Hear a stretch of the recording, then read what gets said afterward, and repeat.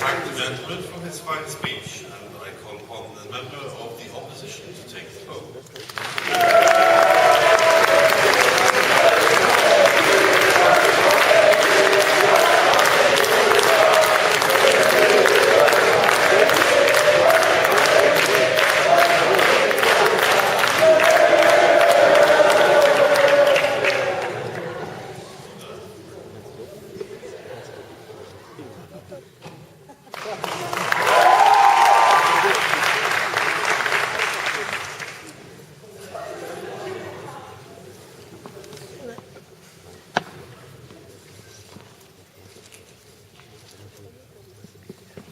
Well, before starting my speech, I would like to thank every Turkish debater here and Turkey, ladies and gentlemen. You guys made this possible. You guys made this meaningful and fun. Thank you. Thank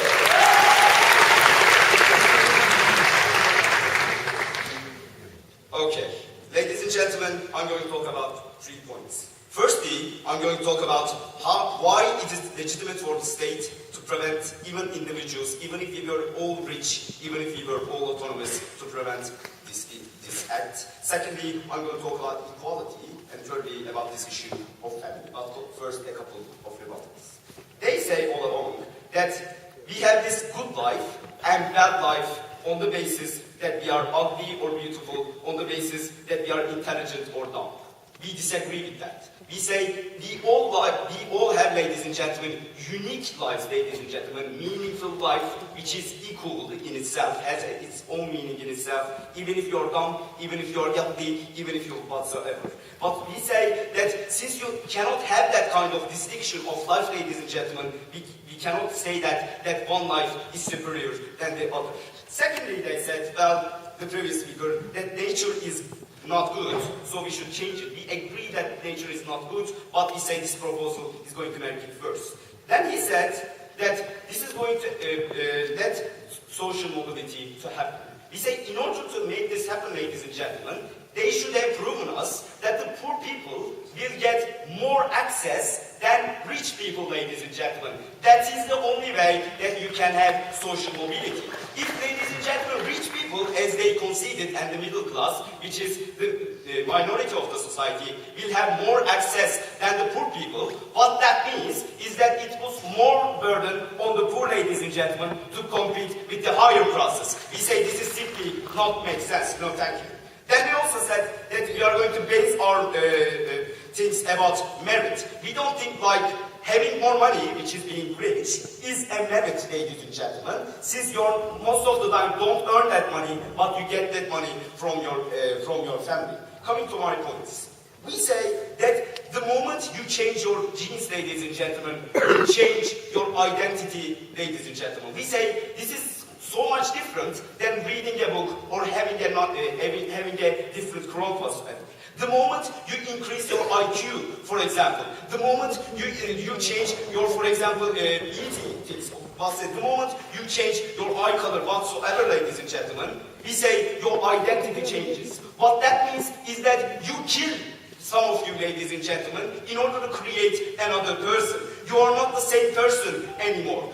Your friends, ladies and gentlemen, look different to you. You like different things now, ladies and gentlemen, and you do it just after an hour of operation. Not just an eventual evaluation of things that you are in control, but, ladies and gentlemen, just after an hour of operation. We say this is different. We say that can cause a huge trauma on those people, ladies and gentlemen, since you are now a different person in the same environment. We say this is in a ground that we can have some kind of paternalism. For example, we stop people to have suicide, right? Ladies and gentlemen, since in order to not make that dangerous and difficult decision, we stop to do that. We say this is a huge harm. We say that individual shouldn't have the right to undermine his own identity, ladies and gentlemen, his own dignity, which is what they are doing now. In order to keep that dignity, we should stop them.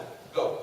People in the status quo have the right to do cosmetic surgery or move away and give up on their former life. How is it any different if the wake up to the blue? It is different because, ladies and gentlemen, the moment it is different because it is in a gradual way, ladies and gentlemen. If you go to another city, it is not that different. It It is not analogous having a super mind.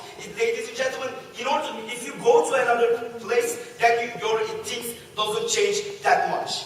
Second point. They say, well, Lior said that unless you don't propose a communism, it doesn't make sense. We say why? We say we have social democracy, for example, ladies and gentlemen, where we, do not promote all that kind of inequality. We say, why do we do that? Because we believe if we have, ladies and gentlemen, lots of people who are far more superior than other people, well, it makes others worse off. We say if there was a super debater on the side of proposition today, ladies and gentlemen, that clearly undermines my chances to win this debate, right?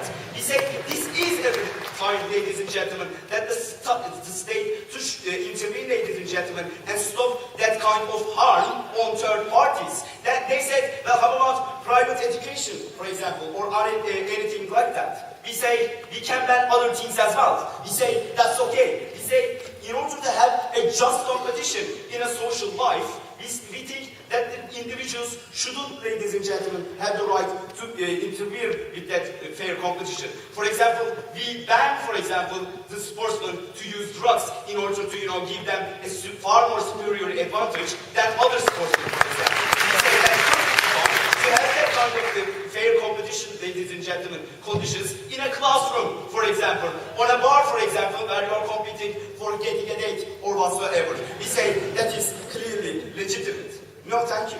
Third point. We believe that the proposition has come up with this, that family has all the rights to do that kind of things. They granted us some examples, but they never explained why. They didn't give us any rationale about this. We say that's a problem. Then they said that parents already choose their sex partners, for example, their future parents, future fathers of us. We say this is different because once you choose that partner, you don't have an element, you don't have a moral concept, ladies and gentlemen, which is the fetus at the first place that you can decide upon. We say once you have that fetus in your body, ladies and gentlemen, and you act upon it, well, you are maybe harming it, ladies and gentlemen. You are in control of another moral thing. We say that is not legitimate. Then they say, well, we are improving things. We say, as I said in my rebuttal, that improvement is subjective. We say maybe a person wouldn't like to be that kind of intelligent, ladies and gentlemen, or wouldn't like to have that kind of eyes or, gender. We say that clearly undermines, ladies and gentlemen, the autonomy of that fetus. We believe that none of us can have that right. They also told us that the family chooses friends or clothes of their child, ladies and gentlemen. We say this is not the same, ladies and gentlemen, because you can change your friends. You can change the clothes, ladies and gentlemen. This is not that big, and you can change those. But in this case, you cannot change it since your identity is attached to that genes, ladies and gentlemen, and this is far more big than the others. So we say, yes, we can stop individuals because that kind of thing undermines individual identity. Secondly, in the case of equality, we have the right, and parents don't have that right. For all these reasons, we are part of those.